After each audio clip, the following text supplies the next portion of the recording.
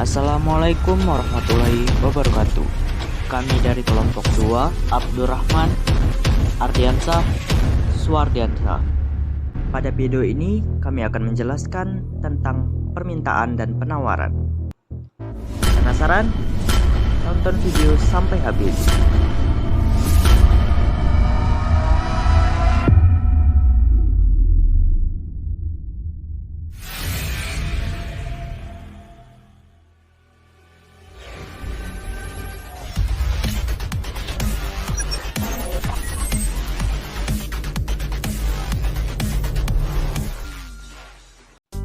Apakah kalian tahu apa itu permintaan?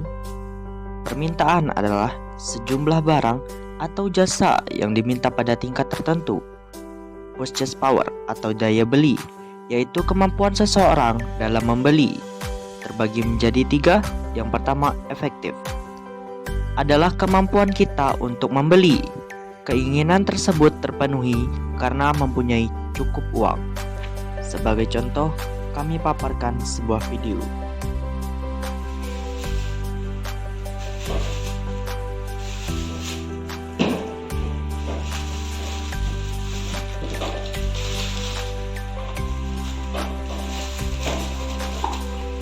Semen 10.000.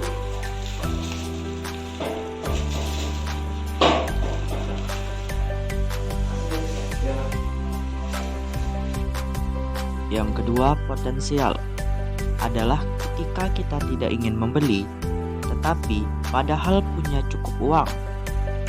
Dan yang ketiga, absolut, adalah keinginan tinggi tapi tidak bisa membeli karena kekurangan uang. Faktor yang mempengaruhi permintaan. Pertama, harga barang. Melibatkan hukum permintaan. Semakin tinggi harga barang, maka permintaan barang semakin rendah, dan sebaliknya. Faktor selanjutnya tidak melibatkan hukum permintaan, tetapi melibatkan ceteris paribus. Faktor-faktor tersebut yaitu harga barang lain terbagi menjadi 2, yaitu substitusi, dapat saling menggantikan, contohnya beras dan sagu. B. Komplementer, saling melengkapi, contohnya kopi dan gula. Selanjutnya, pendapatan dipastikan mempengaruhi permintaan, karena semakin besar pendapatan maka semakin besar pula suatu permintaan, dan sebaliknya. Lalu ada faktor jumlah penduduk, sama dengan pendapatan, semakin banyak populasi maka semakin banyak jumlah permintaan. Lalu selera, dan yang terakhir ekspektasi masa depan. Lalu, bagaimana dengan penawaran?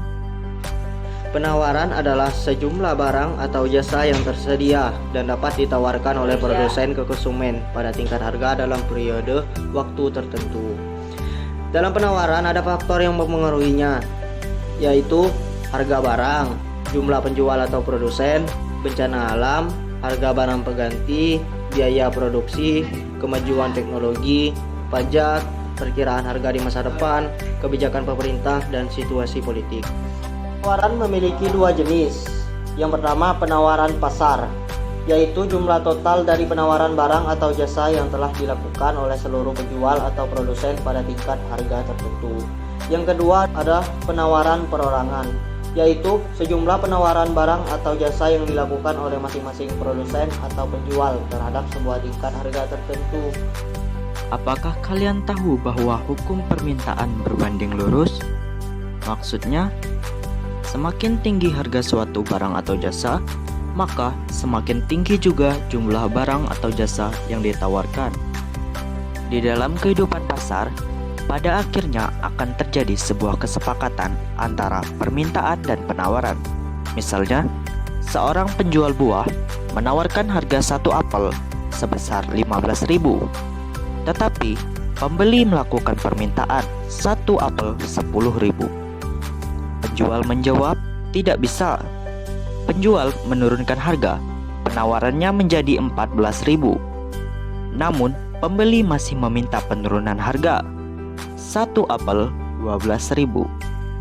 Dan pada akhirnya terjadilah kesepakatan antara penawaran dan permintaan pada tarif harga 13.000. Sampai di sini saja video kami. Terima kasih dan semoga bermanfaat. Wassalamualaikum warahmatullahi wabarakatuh.